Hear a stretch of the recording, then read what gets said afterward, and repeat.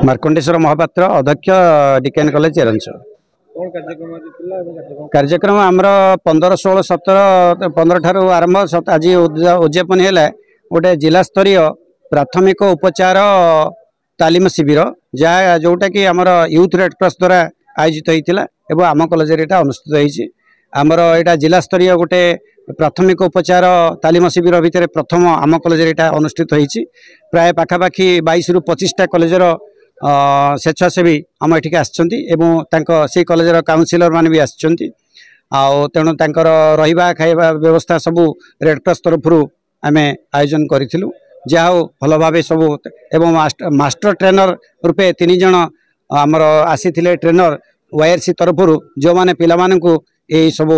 प्राथमिक उपचार हठात दुर्घटना घटिला कौन प्रकार हठात कि हार्ट अटैक है केमिति माने डाक्तरखाना नवा पूर्व किसी उपचार आम दबा से विषय से ट्रेनर माने पिला सब शिखेले जहाँ जना पड़ुची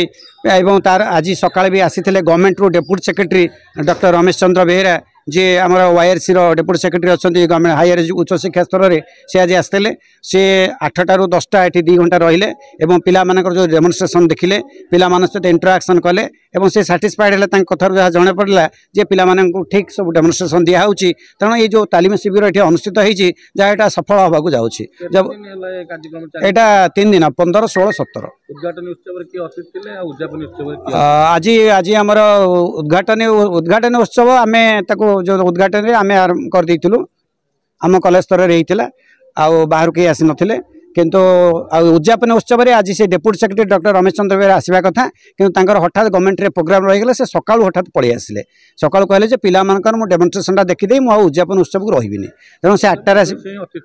हाँ सी अतिथि थे किंतु सी आज माने सका आसी पलैले 10टा बेले पलैले 8टार आसी पहुँची थे अपराह्न थे नियाली कॉलेजर प्रिंसिपल डॉक्टर विनोद बिहारी दास से मुख्य अतिथि थे आपर आमर सी master trainer doctor Loknath Sahu सी भी आमर सम्मानीय अतिथि थे एवं आम सब थिलु हाँ यहाँ ग्रामांचल हाँ निश्चय निश्चय यहाँ गोटे आमर गोटे ग्रामांचल कॉलेज आउे आम गोटे आमको यहाँ जेहेतु मुझे गोटे दायित्व अच्छी एवं यहाँ आम अंचल आम गाँव कॉलेज तेणु एमती गोटे जिला स्तरीय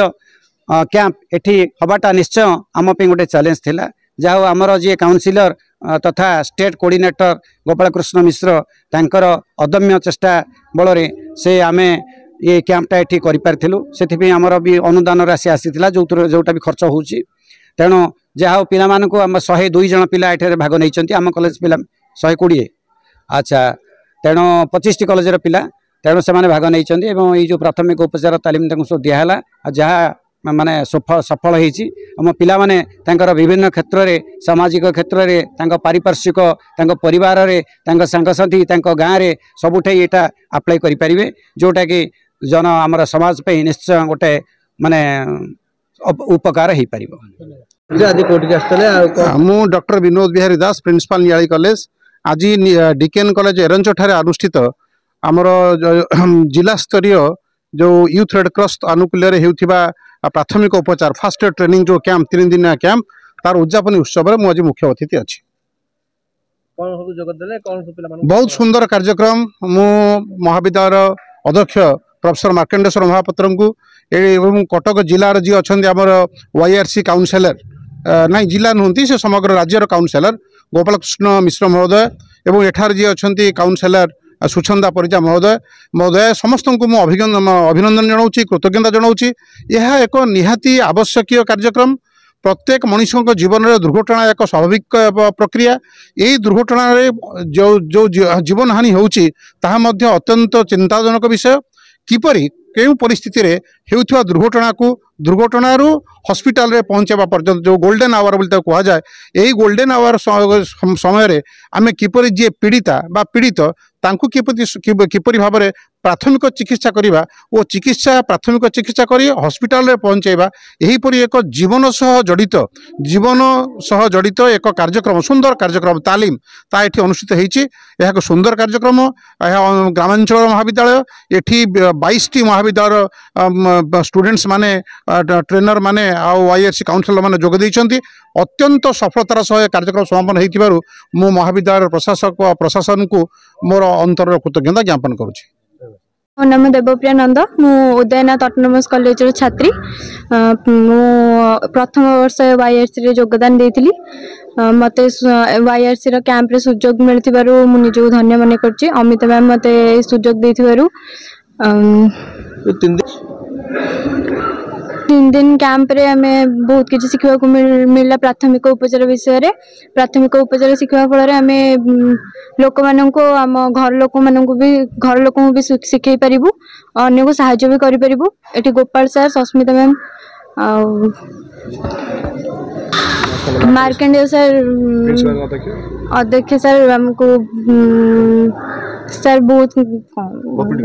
मो नाम देवप्रिया नंद मु उदयनाथ ऑटोनोमस कॉलेज छात्री मु प्रथम वर्ष वाईआरसी रे योगदान देइथिली। मते वाईआरसी रो कैंप रे सुजोग मिलथिबारु मु निजो धन्य माने करछि। अमित मैम मते सुजोग देइथिबारु 3 दिन कैंप रे हमें बहुत किसी शिखा को मिलला। प्राथमिक उपचार विषय रे प्राथमिक उपचार शिखा फल आम लोक मान को आम घर लोक भी शिखई पारिबु अन्य को साहाय्य भी करि पारिबु। एठी Gopal sir Sasmita ma'am Markandeya sir